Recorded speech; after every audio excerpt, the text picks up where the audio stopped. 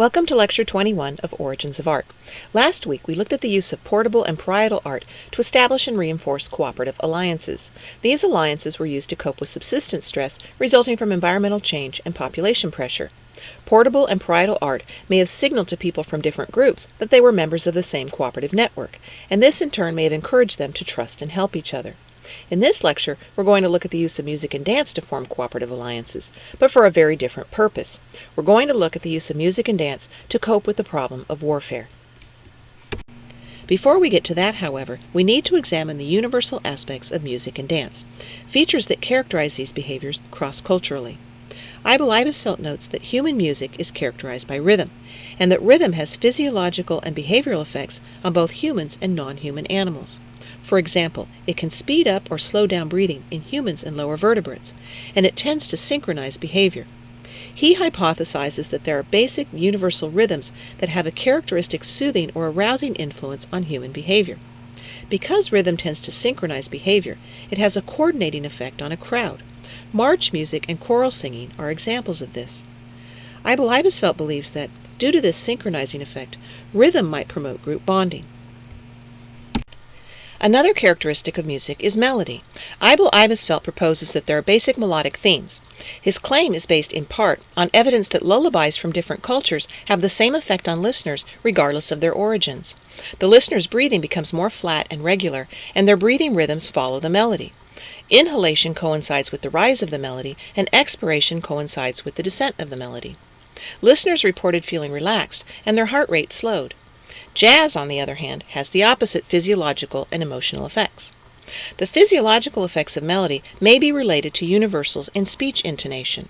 For example, one study found that subjects were able to guess the underlying emotional content of an utterance in a foreign language with a high degree of success, providing compelling evidence that intonation communicates information about emotional state.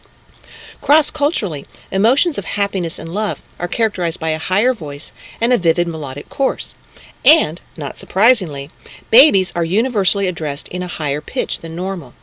Erotic emotions, in contrast, are characterized by a slightly lower pitch, and sadness by a tone lower than that used for emotionless statements. The hypothesis that melody is related to intonation is supported by another study in which subjects were asked to categorize different types of songs drawn from different cultures. For example, war songs, love songs, and wailing songs.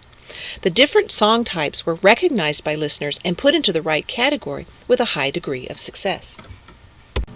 Humans can use rhythm and melody to arouse emotions in others and also in themselves. One effect of this is that humans can use rhythm and melody to induce altered states of consciousness, such as trance. We saw an example of this when we looked at Kung healing dances. Ibel Ibisfeld notes that music can be used to produce a state of emotional arousal that surpasses the experience of everyday life, an observation that's compatible with the Sinaia's idea of making the ordinary extraordinary. This effect, the heightening of emotional experience, can function in a variety of ways, ranging from entertainment to group bonding to reinforcement of mutual values and ideals. Certain melodies can be characteristic of a community, creating a sense of group identity and group membership, and distinguishing one group from another. Ibel Ibisfeld also discusses the relationship between music and perceptual biases. He argues that musical encoding activates and challenges the listener and provides him or her with the pleasure of unraveling the hidden information. Like music, dance has distinctive cross-cultural characteristics. First of all, it involves display. Dance is typically performed in front of spectators. Also, in hunter-gatherer and other small-scale traditional societies, dances have prescribed steps and/or movements. Indeed, dance often verges on ritual, a series of actions performed according to a prescribed order. Also, like music, dance can induce altered states of consciousness. Lastly, dance can be performed individually, in pairs, or in groups, the latter of which tends to be highly synchronized. Dance as an interaction between dancers takes many forms and serves many functions. Pair dancing and group pair dancing, such as square dancing, facilitate courtship and pair bonding. During the dancing, partners find out whether they have harmony through the ease in which they can synchronize their actions. Group dancing, in contrast, is very effective at demonstrating group unity. For example, 100 warriors stamping the ground in unison, making sudden turns simultaneously, and jumping for minutes in perfect synchronization makes for a pretty convincing display of a group's ability to coordinate their action and act as a unit. Ibel-Ibisfeld argues that group dancing also enhances and reinforces group identity and cohesion, because group members must smoothly integrate their actions to present a functioning whole. There are also cross-cultural patterns of display in dance, and there are sex differences in movement, body orientation, and the function of the display. For example, female dancing is characterized by graceful movements, while male dancing is characterized by abrupt movements. In female dancing, the body is moved to present it from a variety of angles, while male dancing is characterized by the frontal orientation of the body. The movements in female dancing are often characterized by approach and withdrawal, and thus have a coquettish or flirtatious vibe. In male dancing, the body is positioned to enlarge its appearance from the front. The legs are spread apart and the arms are held high to make the body look as large and powerful as possible. Female dancing often involves the presentation of female sexual releasers, either in subtle encoded form or more directly, as in the can-can, where the skirts are lifted and the leg is raised. Both frontal and dorsal sexual presentations may occur in female dance. In modern societies, twerking is an extreme but apt example of this aspect of female dancing. In male dancing, in contrast, the body is often used to demonstrate power and stamina, for example, by jumping. This brings us to the Hagen and Bryant article.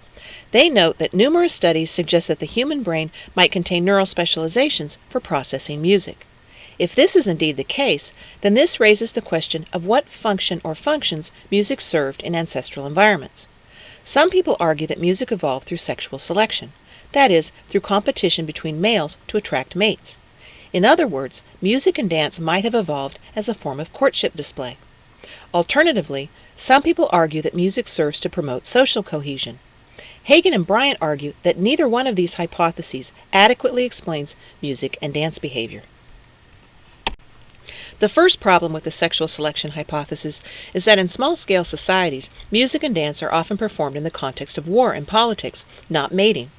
Another problem is that music and dance are commonly performed in groups, and sexual selection theory doesn't explain what the benefit of this would be. Some disagree and argue that singing in groups amplifies the signal, thereby expanding the reach of the signal beyond the group's territorial boundaries. This in turn would increase the chances of attracting distant females.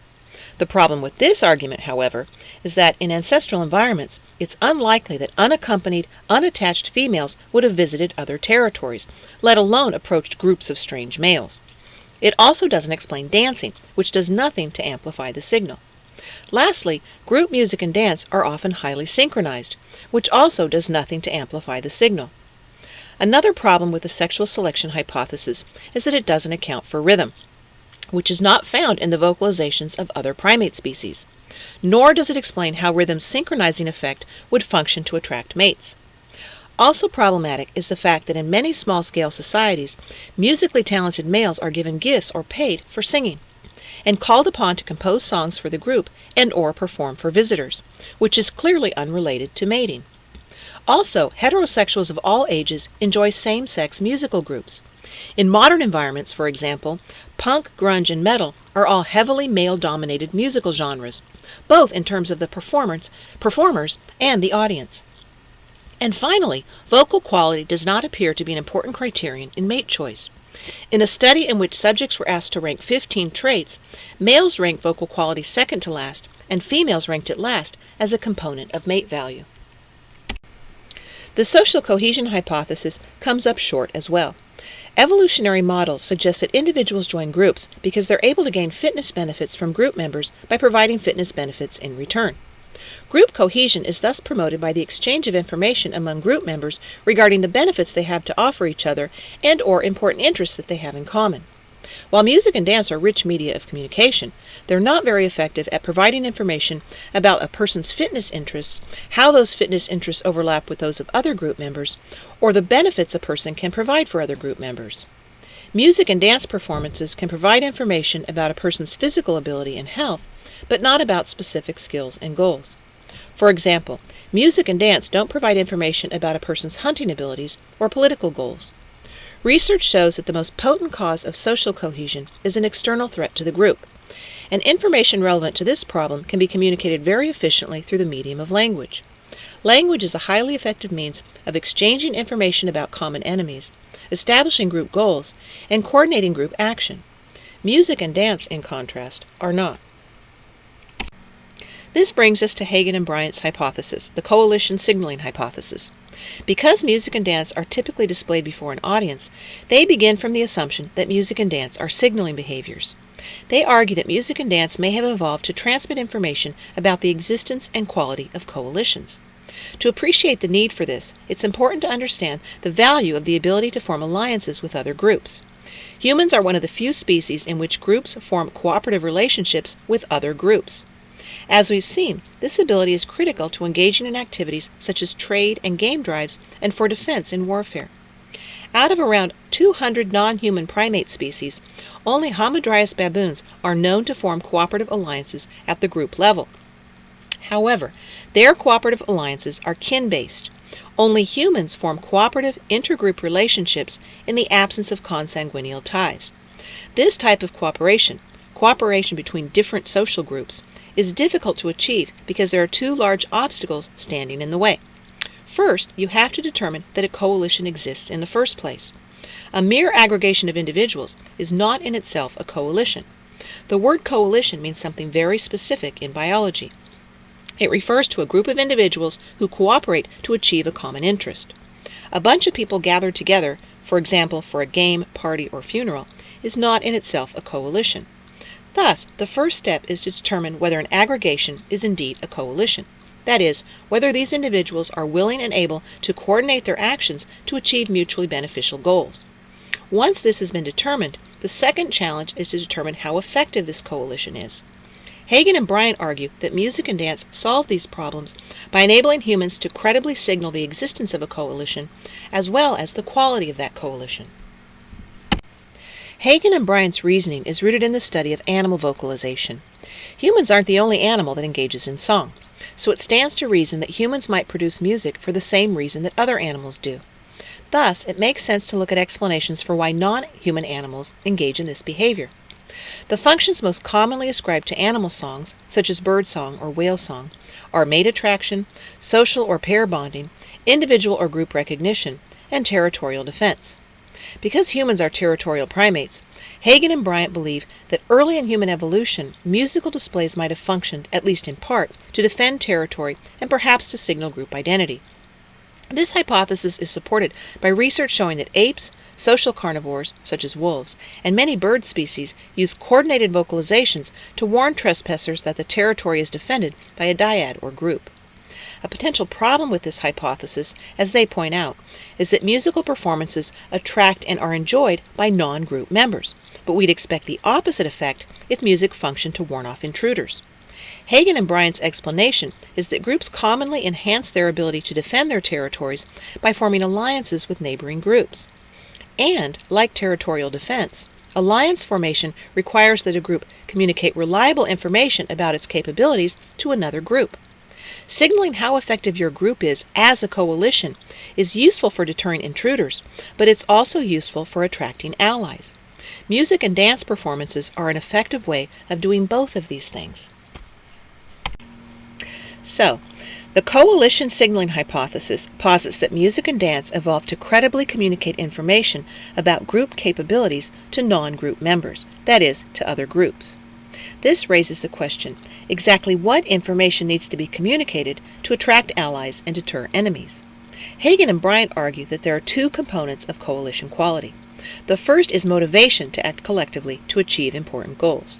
A coalition needs to signal how committed its members are to the coalition. That is, it needs to demonstrate to potential allies that it's stable and can thus be relied upon in the future. The information that the coalition is stable also serves to deter enemies from attacking.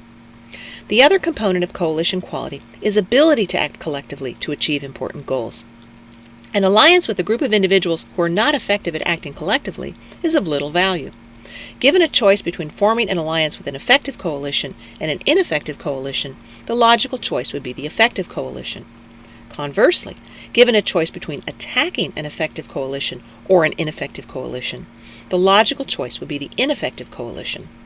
That's why it's in a coalition's interest to demonstrate its quality to other groups, to encourage neighboring groups to form an alliance with it, but also to deter those neighboring groups from attacking it. Music and dance provide information about both motivation and ability to work as a team. Because complex music and dance performances take a long time to learn and perfect, effective performance of a complex music and dance number is a good measure of a group's motivation to act collectively.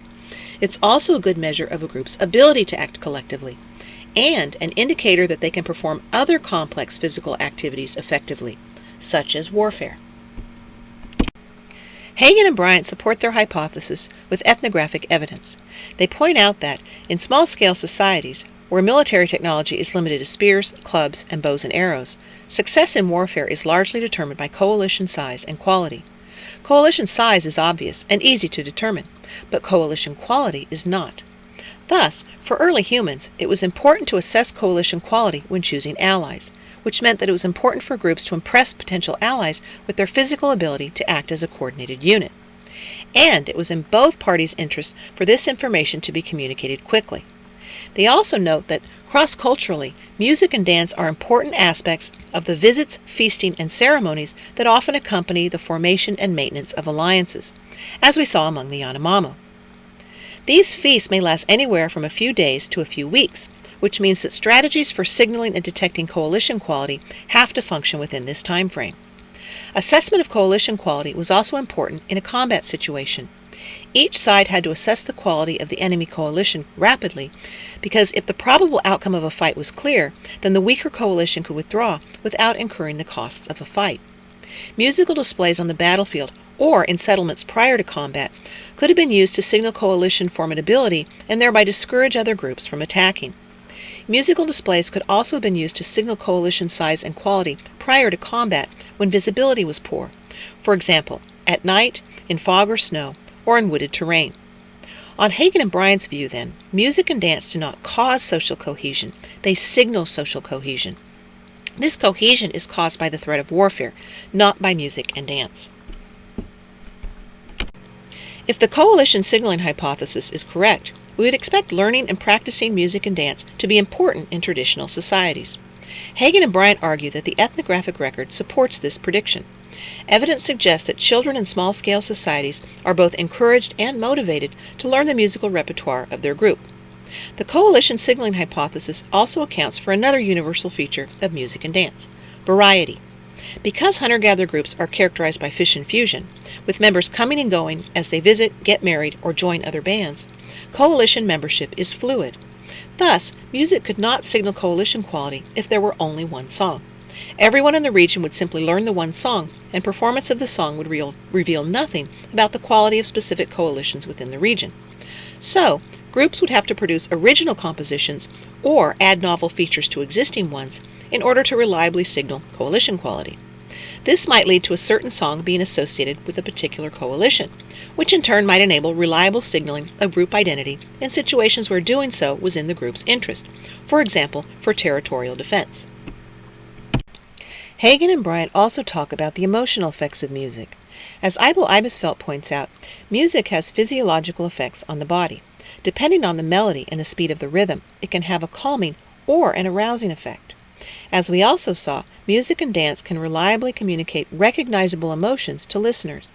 In other words, music and dance can arouse emotional states in the audience, and they can communicate the emotional state of the performers. Thus, music and dance can be used by a group to signal its collective emotional state. For example, a coalition planning to attack another group could use music and dance to signal to their allies that they're angry and intend to act together in response to their anger. This might convince these allies of the coalition's determination to attack, and give them the confidence to participate in the attack as well. It might also arouse anger in these allies, further motivating them to participate in the attack.